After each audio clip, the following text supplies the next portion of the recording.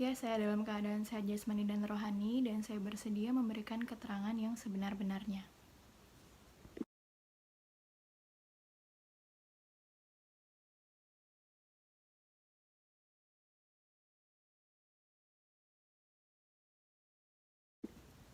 Ya, saya tahu saya diperiksa sebagai saksi pada kasus ini, dan saya akan memberikan keterangan yang jujur dan terbuka dan tidak ada yang ditutup-tutupi.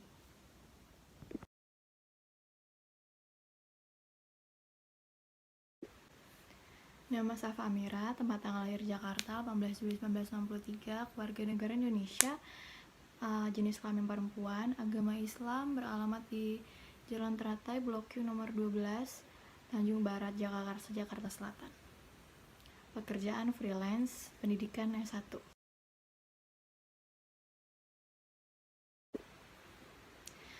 Ya, dapat saya katakan bahwa benar bahwa saya adalah lulusan dari S1 Ilmu Komunikasi dari Universitas Pembangunan Veteran Negeri Jakarta.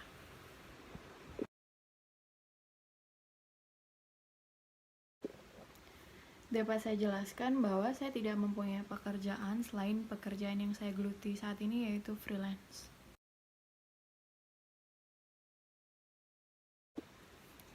Ya, saya mengenal Amodra Mardika.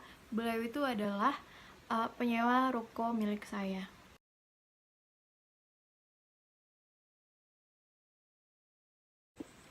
Nah, kemudian dapat saya jelaskan bahwa saya tidak mengenal dengan Amodra Mardika sebelum sewa menyewa ruko saya.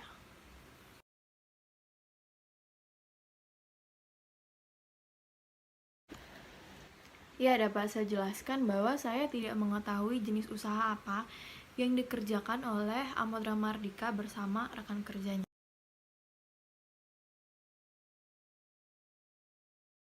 Dapat saya jelaskan bahwa ruko yang disewakan oleh saudara Amodra Mardika itu adalah ruko yang beralamat di Jalan Teratai, nomor 16, Blok Q, nomor 13, RT 3 RW 2, Jagakarsa, Jakarta Selatan.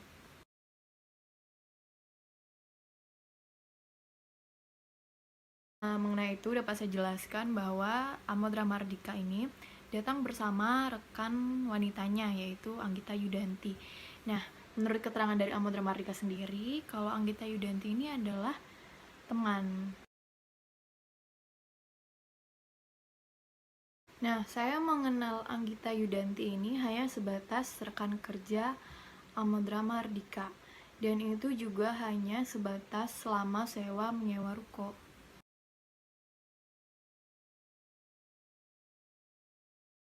Nah, sebelum si Amodra Mardika ini menyewa di ruko saya, ada seseorang yang menyewa sebelumnya. Itu dia usahanya itu salon kecantikan.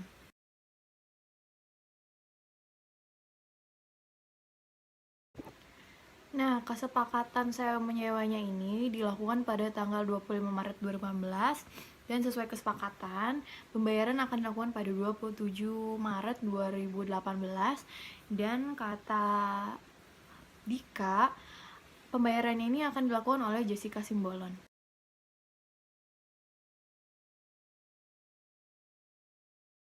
Nah, ya, dapat saya jelaskan bahwa dalam melakukan saya menyewa ruko itu, kami telah melakukan perjanjian, dan saya yakin kalau perjanjian itu bisa menjadi bukti kuat tentang saya menyewa antara saya dan si Dika.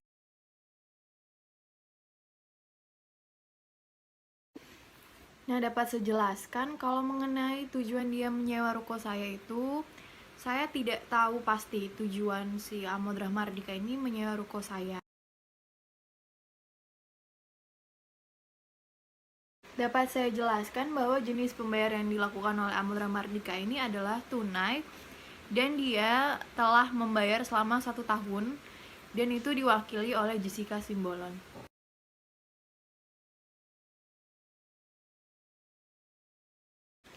Biaya sewa yang dibayarkan Amodra Mardika ini sendiri yaitu 85 juta secara tunai, yang diwakili oleh Jessica Simbolon.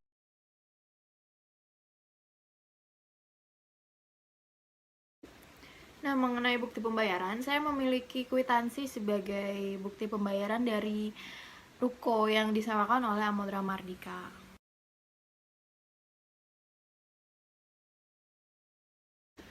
Nah, setelah perjanjian sewa menyewa ini, saya tidak lagi bertemu dengan Amodra Mardika ataupun si Anggita Yudantinya.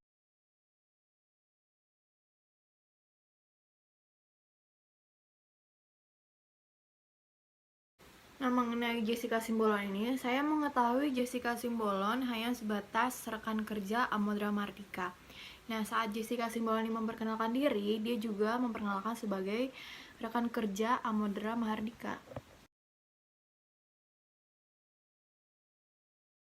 Pembayaran oleh Jessica Simbolon ini dilakukan pada kesepakatan 27 Maret 2018 di rumah saya di Jalan Teratai, nomor 12, RT 3 RW 2 Tanjung Barat, Jakarta Selatan, Jagakarsa.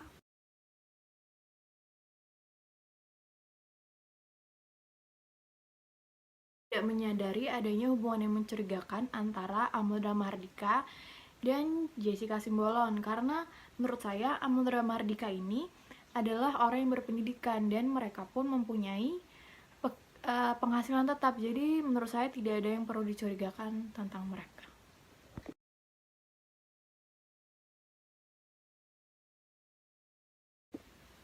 Nah, sama seperti yang kemarin, saya juga setelah sewa menyewa itu, saya tidak bertemu kembali dengan Jessica Simbolon.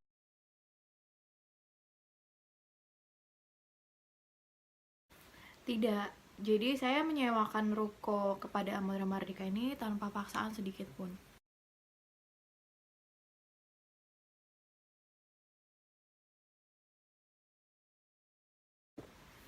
Tidak, saya tidak mengetahui kalau Alicia Anggraini dan Nur Aini Syahab itu terlibat dalam usahanya Amodra Mardika. Bahkan saya tidak tahu siapa kedua orang itu.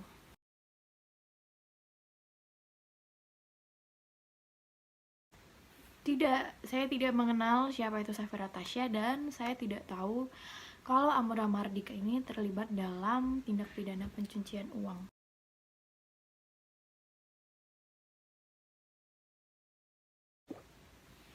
Tidak, saya tidak tahu kalau uang sewa dari Amodra Mahardika ini hasil dari pencucian uang terhadap Safira Tasya.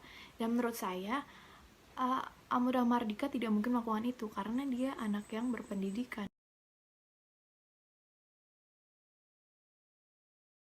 Ya, saya tidak menaruh curiga kepada Amodra Mahardika karena dia berdasarkan cerita dari Amodra Mahardikanya sendiri, dia itu adalah kepala biro pengadaan di PT Gria Lestari dan tentu mempunyai jabatan dan penghasilan yang tetap. Jadi untuk apa dia melakukan pencucian uang ketika dia sudah mempunyai penghasilan tetap?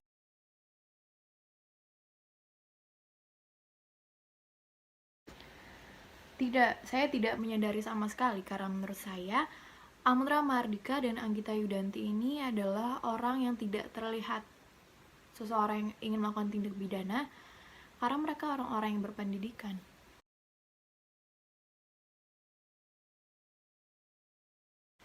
Tidak, saat ini saya tidak berada di bawah tekanan oleh pihak lain.